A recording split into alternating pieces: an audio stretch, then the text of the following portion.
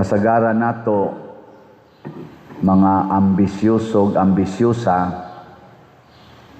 pero maglisod pag kabot sa iyang ambisyon. Sama ng gusto ko ang akong kinabuhi mahimog yung malampuson, munang maningkamot kog maayo. Gusto ko akong pamilya intact yun, nawa gyoy mga daotang panghitabo, sama ng magkaaway, magkabuwag.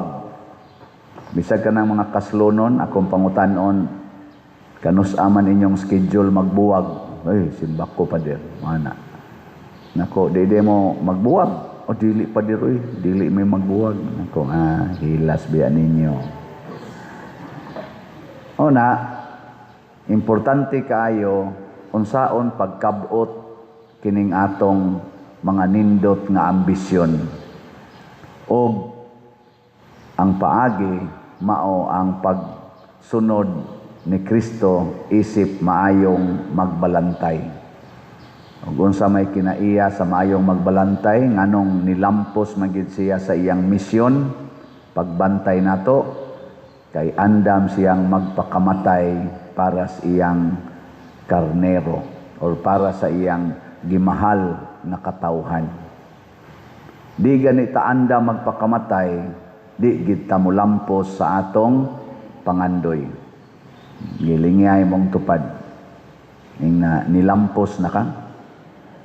Matana ba? Na nilampos na ka. Labi na gina ka ng mga tiwasono nagnaong ina nilampos na ka. O kuwang lang yapon. Ay, dahil uba na to, maingon dayon, pader, di pagitingali ko patyon sa Ginoo, kaya napa ko'y misyon. Hilas biya di patyon, misyon. Kaya unsam sagi atong misyon. Nay mahugang sakyanan sa pangpang, igabot-ubos, buhi lang yapon. Wagi na siya patya, kaya napa na siya misyon. Niya katong namatay nga, nursing student nga, graduating karong July, 40 pag yung brighta, wa na dito yung misyon. Graduating pa man to. Na atong sabton kini ha. Ang atong misyon kanunay ng on or active samtang naginhawa pa ta. Inighunong sa atong ginhawa, hunong na sang misyon. Mao gina ha. Timan gina. Ug unsa may atong misyon nga maluwas ang atong kalag. Kay matod pa sa atong tubag sa Salmo, ang akong kalag giuhaw sa buhi nga Dios. O kinsa maning Dios nga buhi? Ha? Dili. Kanang imong tupad. Mao gunay image and likeness of God. Ayaw pangitaan ng invisible God. Kay naghimo na siya siyang kaugalingon nga mahimong tao, mahimong flesh. Karon ang tanang flesh iya ng images. Sa una, invisible pa to kay Old Testament, igo ra mamingon, God created man, ana sila Moses. Pero pag abot na gid sa hustong panahon, matud pa ni Gospel ni San Juan, ang Dios nga kaniadto dili makita karon na tao na gyud, nahimo ng tao og pinaagi sa iyang pagkatao, ang tao gihimo niyang Dios. Unya ang Dios nahimong tao, ang tao nahimong Dios. So kanang imong tupad mao na ang imahin sa buhi nga Dios. Nya unsa may buhaton? Imo nang higugmaon, imo nang alagaran, bahala nagmaonay mo patay nimo. Mao nang ingos Kristo, andam kong magpakamatay para sa akong karnero. Kisa may nipatay niya, ang iya rasang mga gimhigog mga tao. Nya kay iya man giisip nga mautoy Dios niya, anisugot siya patyon. Kay kinsa man day mo patay nato, ang Dios rasad.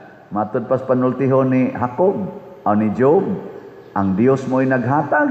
ang Dios rasag mo magkuha. Ay, common kay na ay. Gibawi na sa Ginoo ang iyang gipahuwaman nga kinabuhi. Iniingon ako, kanusam sa kamo mga matay. Ay, ang Ginoo ray magbuot pa der. No, sa ato pa, og patyon ka ng imong tupad, maingon ka, pagbuot na ni sa Ginoo. Og mao na gibuhat nilang Santiago, nilang San Vicente Ferrer, nila ni San Lorenzo Ruiz, nilang Pedro Calungsod. Pag-abot na gis panahon nga naa ng ilang kasakit, labi na gid ang hulga sa kamatayon, niingon din siya, your will be done. Pasabot, kining espada nga muputol sa kong liog, niingon si Santiago, mao na ni ang imahen sa buhi nga Dios. Mao na ni ang pagbuot sa Dios. Mao sa nay gihuna-huna ni San Pablo sa dihang giputlan siya sa liog. Kung kulatahon ka sa imong bana, ingna pagsulti, gikulatan ako sa Dios. Ana. Di ba? Nya andam kong magpakamatay para sa kabubuton sa Dios. Oh, nindot kayo. O nyarog ingnon kapalit og raffle ticket. Ingnon sa nimo, gipapalit nako sa Dios. Nya mo balibad ka dili. Kusga. Nya nganong gamay makini atong halin.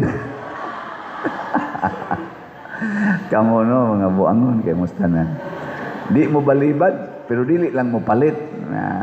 Istoryahin ninyo. Pila na may atong halin karon? Oh, tanawa. 5,747 pa. Sige, pakpak. Nya ang atong challenge katong one-stop challenge, 27 na ka pledges niya, 7 ang narimit, 20 pa ang wapa ka remit. Gana no. Pakpak ya pon. O nya rog ingnon ka sa pari nga nagwali nga suportahin ninyo ha ang atong social media platform. Labi na ning YouTube channel Padriciano Ubod. View, like, share og subscribe. Saman, kada adlaw gyud mong nag-view, like og subscribe. Kada adlaw? Oh, nanguban ni tutok lang sa unsa man na pader.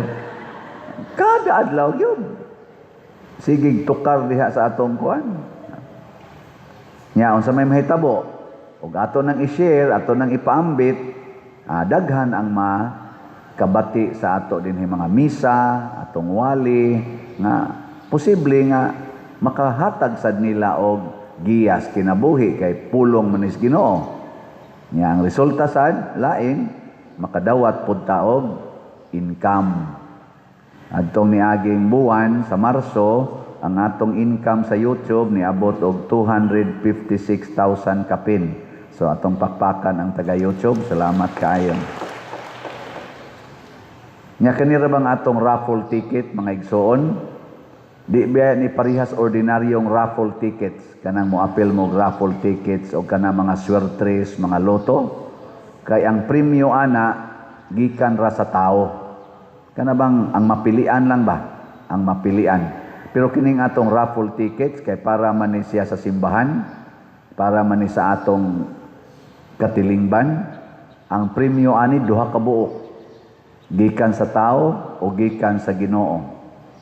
Nya ang gikan sa Ginoo kay 100% premiumhan gyud ka. Dili na pili-pilion.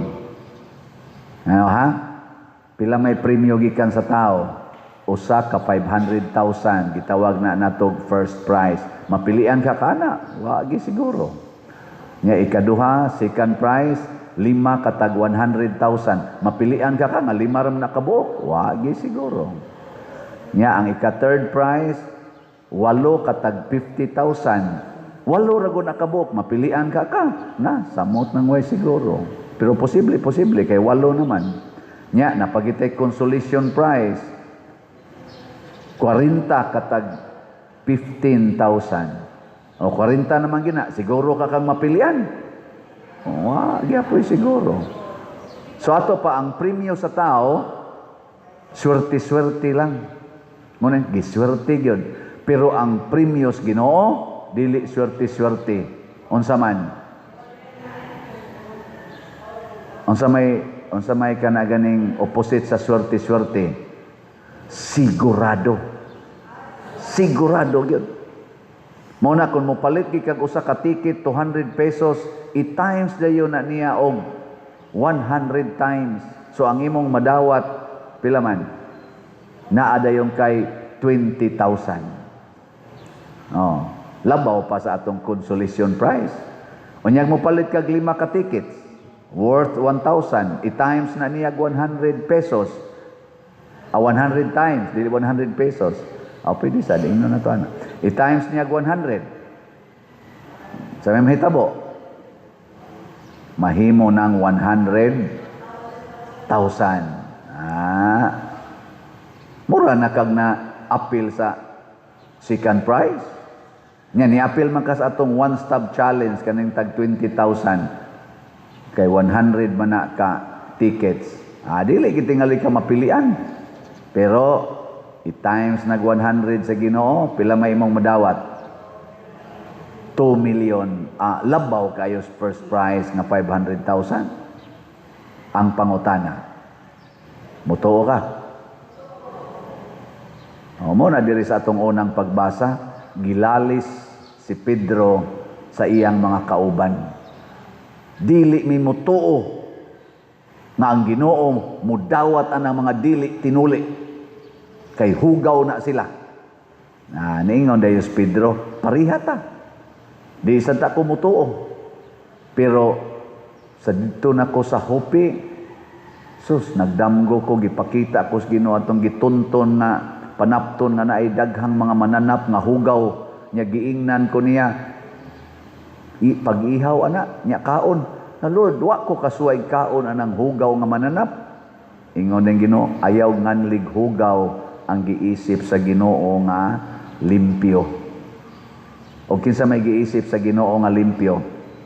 Ang tanan nga membro sa iyang lawas nga mistiko. Kanang imong tupad, bisag hugaw nagnaong, limpyo na para sa Ginoo. Higugma na. Si Mother Teresa of Calcutta, iyang gipangita ang mga poorest of the poor, the least ones. Hugaw kayo, gipangod na gani ang lawas sa uban, nga naghigda daplins dan, gikinamot niya og atiman. Kinamot niya og atiman. Nga naman, kay para ni Mother Teresa of Calcutta, nga karon Saint Mother Teresa na, Santa Mother Teresa, ang tanang tao, labi na yung labing ubos, maoy presensya sa Ginoo. Ninduta na, no? Anya ka nang gasigig libak nimo. Unsa man na? Presensya na sa Ginoo. Hugaw kay na siya kinabuhi, libakay kay na. Pero bisan paghugaw na gihigugma gyapon nas Ginoo, mo nang moingon siya, love your enemies. Na siya. Yang sa may mahitabo nimo, kung higugmao na nimo, pat yun yung ka na. Mo na, ingos Kristo, ako ang maayong magbalantay, andam kong magpakamatay sa akong gibantayan. Nya naapay daghan diha, ngawa mabilong sa akong panon, sa akong turil. Ako sa mong hangyoon, tiguma sila, aron mahimo na lantang usa ka panon, ubos sa usa ka magbalantay. Mao nang ato karong tema sa atong Archdiocese of Cebu para sa 29. Nakun-ot ra ba ng atong tema na skilid? Ako nang gipalit dito, baligya na dito sa Kunumos, ito ka baligya na. Aray. Nakun-ot, ato yan ang tarongon. Journeying together as church fully alive. Kanya, pulos din ni buutan ang taga Cebu. Daghang kay buangon. Ang kanil din taga Compostela, pulos din ni buutan. Maila na sulti usahay. Kanang tanan Gabrunda, pulos din na buutan. Ay na lang ta. Kanil din tanang nagsutana, pulos din ni buutan. Samot na. Pero dili na rason na di ta maghigugmaay. Kay lagi gihigugma tang tanan sa Ginoo. Matod pa ni San Pedro, pagsugod ginakog sulti dito sa balay ni Cornelio, ni kunsa dayon ang Espiritu Santo nila samara sa pagkunsad niya nato katong kita mo igikunsaran sa unang panahon. Og nanulti sa silag lain-laing pinulungan ug didto nako nakita nga ang Dios wa gid ay pinalabi. Nakumbinser silang tanan. Ang Ginoo di ay nahigugma ang imong tupad. Giling nga imong tupad. In English sa you are loved by God. Nya, maingon sa na siya nimo, same to you. O nya ron ang kabit sa imong bana. Ingna gyapon ngadto, dai you are loved by God. Nya maingon sa siya, and by your husband. Nya maingon sa ka, me too. Nindot ano? Mahimo dayo mong usa ka panon. Usa ka panon. Di ba? Nya okay mo na, dili.